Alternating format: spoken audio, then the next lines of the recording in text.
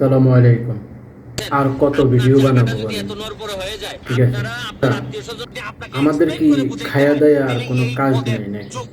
আমরা খালি আপনাদেরকে নিয়ে এইভাবে ভিডিও বানাবো নাকি? এই খালি আমাদের আমাদের কাজ বলেন? হ্যাঁ, আর কোনো কাজ নেই আমাদের নাকি খায়া দায়া?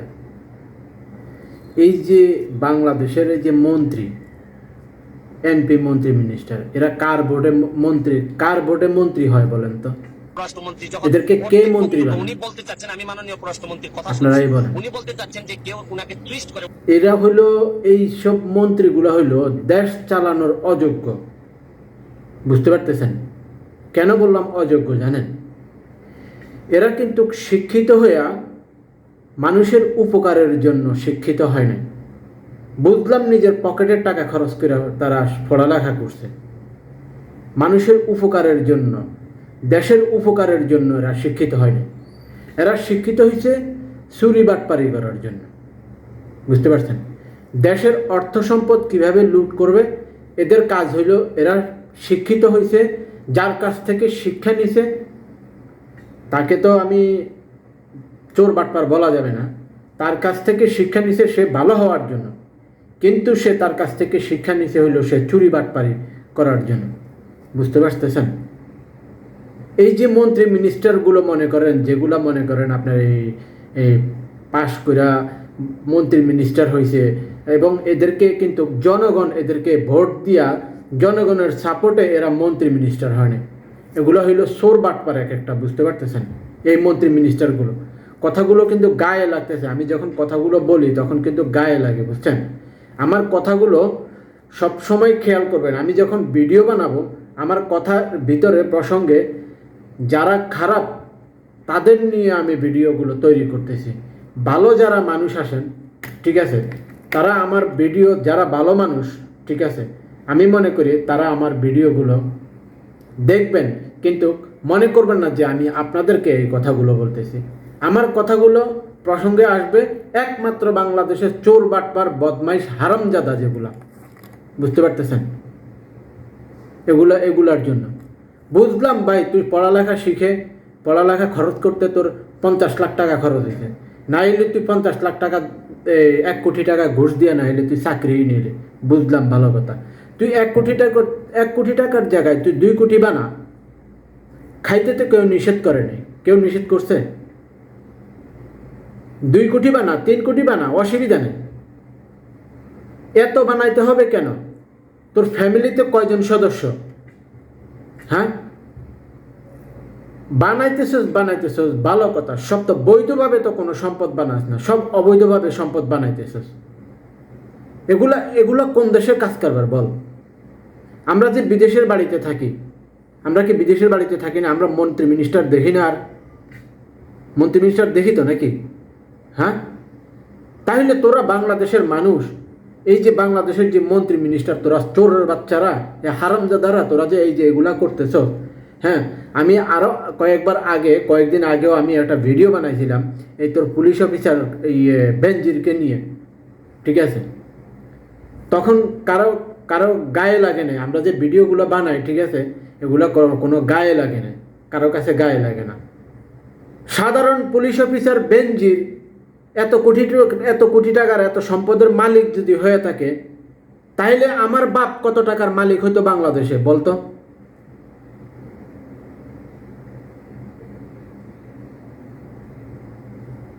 শোন, চুরি বাটপাড়ির এগুলার একটা সীমা আছে। বুঝতে পারতেছিস? এগুলা ধৈর্যের সীমা যখন মানুষ পার হয়ে যায়, ঠিক আছে, পাপ যখন বেশি করে ফেলায়, ঠিক আছে, তখন পাপ এমনভাবে জাঁতা দিয়ে ধরবে, সেখান থেকে আর কখনো কেউ বাঁচাইতে পারবে না। সে যত বড় ক্ষমতাধর হোক আর যত পাওয়ারফুল হোক। বুঝতে পারতো? হাতে মারুক না, বাতে মারুক না, যেভাবে হোক একভাবে মারবে। আমরা তোদেরকে পিটায় মারতে হবো না, তোদেরকে আল্লাহ ওই কৌশলেই মারাবে। বুঝতে পারতেছি? যেমন এখন মনে কর দুবাইয়ের অবস্থা। দুবাই বহুত পাওয়ার দেখাইতেছে, কৃত্রিমভাবে বৃষ্টি নামায় আনতেছে। সারা দুনিয়ার ভিতরে কোনো জায়গায় নাই, একমাত্র দুবাই পারে কৃত্রিমভাবে বৃষ্টি নামায় আনতে। এটা হলো আল্লাহর সাথে তারা যুদ্ধ করা। বুঝতে পারতেছিস?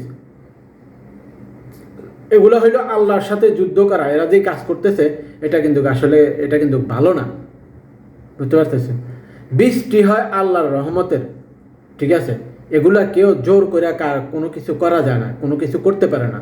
তোরা করছিস কি, এই বৃষ্টিটা কৃত্রিম তোদের পাওয়ারফুল টাকার জোরে যা পারছিস তা দিয়ে করে এই করছিস। আজকে ডুবার এই পরিস্থিতি কেন?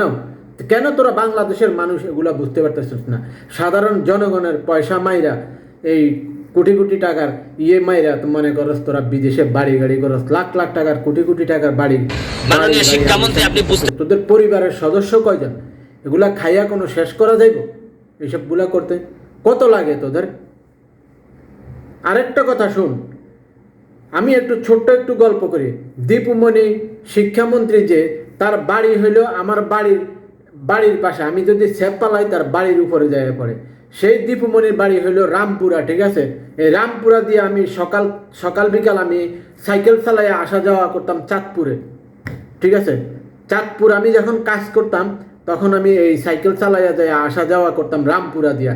এই রামপুরার রাস্তার দীপুমণি, তখন আমি মালয়েশিয়াতে আসার 2 বছর না 3 বছর পরে যায় শুনি দীপুমণি শিক্ষামন্ত্রী হয়েছে। তার আগে কিন্তু ছিল কুমিল্লার এহসানুল হক মিলন, সে ছিল শিক্ষামন্ত্রী। এগুলার হিস্টোরি যদি আমি বলতে যাই আমরা, ঠিক আছে, এগুলা শেষ হবে না, ঠিক আছে? তো এখানে সংক্ষেপে একটু কথা বলি। আমি মালয়েশিয়াতে আসার 2 বছর না 3 বছর না জানি আরও বেশি পরে হবে মনে হয়, সে শুনতেছি নাকি এরকম রামপুরার একজন নাকি সে প্রতিমন্ত্রী হয়েছে, এরকম মহিলা একজন। সারা জীবন শুনছি এই মহিলা নাকি জাপানে ছিল, জাপানে কারবাল ফালাইছে আল্লাহ মাহবুদ ছাড়া কেউ জানে না। ওখান থেকে হুট করে আয়া বাংলাদেশের মন্ত্রী হয়ে গেছে। এটা কি একটা আশ্চর্য, মানে আলাদিনের চেরাগ আমার মনে হইতেছে, বুঝতে পারতেছেন?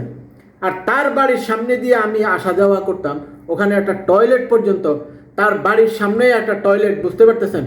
এমন টয়লেট, এই টয়লেটের এই রাস্তা দিয়ে মনে করেন মেইন রাস্তা দিয়ে কখনো আসা যাওয়া করা যাইতো না, নাক বন্ধ করে মনে করেন আসা যাওয়া করেন। সে নাকি আবার ওখানকার, এবার চিন্তা করেন, সে এই টাকাগুলা, সে যে মন্ত্রী হয়েছে সরকারি খাত থেকে যে সে এই স্যাংশন করায়, প্রতি এই বাজেট করা, এই বাজেটের টাকাগুলা কোথায় নিয়ে ঢালতো আল্লাহ মাহবুদ ছাড়া কেউ জানে না। এবার আপনারাই চিন্তা করেন, তার বাড়িতে আসা যাওয়ার যে রাস্তা, আমরা যে রামপুরা দিয়া মধুরুট পর্যন্ত, তারপরে এইসব রাস্তা দিয়ে যে আসা যাওয়া করি, এই রাস্তাগুলোর অবস্থা আপনি দেখলে আপনারা বেহাল অবস্থা, জানেন? এরা নাকি আবার মন্ত্রী, শিক্ষামন্ত্রী হয়েছে। এরপরে বাংলাদেশের বই পুস্তকের শিক্ষা, পাবলিকের এডুকেশন কিভাবে দিতে হবে এইটা পর্যন্ত এই মন্ত্রী পরিষদ থেকে এরা ঠিক করতে পারে না। এরা মনে করেন এই বিভিন্ন অকারেন্স, বিভিন্ন 2 নম্বরই কাজ করে এরা মনে করেন বাংলাদেশটারে ধ্বংস করে ফেলছে একবারে। আর কি বলবো বলেন?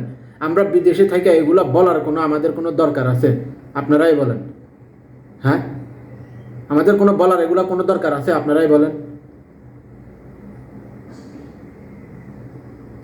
শিক্ষামন্ত্রী দীপুমণির বাড়িতে আমি যদি এভাবে স্যাপ পালাই, আমার ঘরের থেকে তার বাড়িতে যাইয়া পড়বে, বুঝতে পারতেছেন? আমার বাড়ি তার বাড়ির পাশে, ঠিক আছে? আর কত শুনবেন আপনারা এগুলা? আমি ধন্যবাদ জানাই ব্যারিস্টার সুমন ভাইকে, বুঝতে পারতেছেন? ব্যারিস্টার সুমন ভাই এখন বাংলাদেশের একজন বাঘ, ঠিক আছে? টাইগার, যাকে বলা হয় টাইগার আর কি, এখন সে হইল বাঘ। এনার মতো লোক যদি কিছু না করতে পারে, বাংলাদেশে আর কেউ পারবে না। কারণ এইসবগুলারে দমাইতে হইলে লয়ার ছাড়া কেউ পারবে না, কারণ লয়ারের ভিতরে ফাঁক আছে। আমি যখন হাইকোর্টে চাকরি করছি, ঠিক আছে, আমি যখন হাইকোর্টে চাকরি করতাম, ঠিক আছে, আমি কোনো হাইকোর্টের কোনো লয়ার না, কোনো কিছু না। আমি জাস্ট সত্য কথা বলতে শরম নেই। আমি হাইকোর্টে যখন পিওনে চাকরি করতাম তখন আমি জানতাম যে লয়ারদের ফাঁক কীরকমভাবে মানুষরে হয়রানি করা যায়।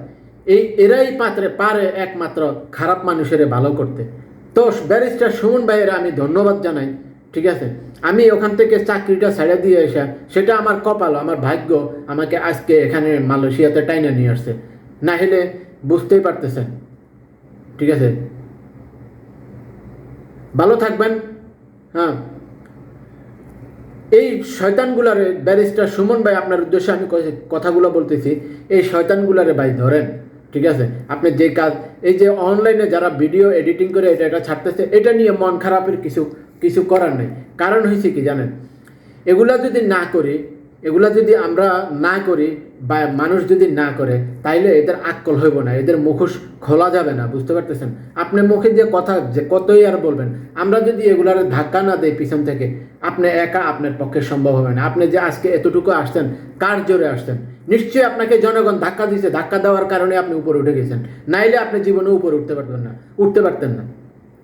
তো আমি আপনাকে অনেক অসংখ্য ধন্যবাদ জানাই, ঠিক আছে? আপনাকে স্যালুট রেসপেক্ট করি। আপনি যেটুকু কাজ করছেন, বাংলাদেশে বিগত 50 বছর কোনো লোক আসলে এটা করতে পারতো না, বুঝতে পারছেন? চালায়া যান, আপনারা ওখানে চালায়া যান। বিদেশের বাড়িতে আপনার মতো লোক যেন একজন দাঁড়ায়, যে কোনো সারা দুনিয়ার ভিতরে যেন এরকম লোক, প্রতিটা কান্ট্রিতে যেন এরকম একজন দাঁড়িয়ে যায়। তাইলে মনে করেন এইসব শয়তানগুলারে নির্মূল করা যাবে, বুঝতে পারতেছেন? এইসব শয়তানগুলারে, এইসব এই বাটপার হারামজাদাগুলারে মনে করেন ধ্বংস করা যাবে, তা না হলে জীবনে কিচ্ছু করা যাবে না। তো ভালো থাকবেন, সালামু আলাইকুম।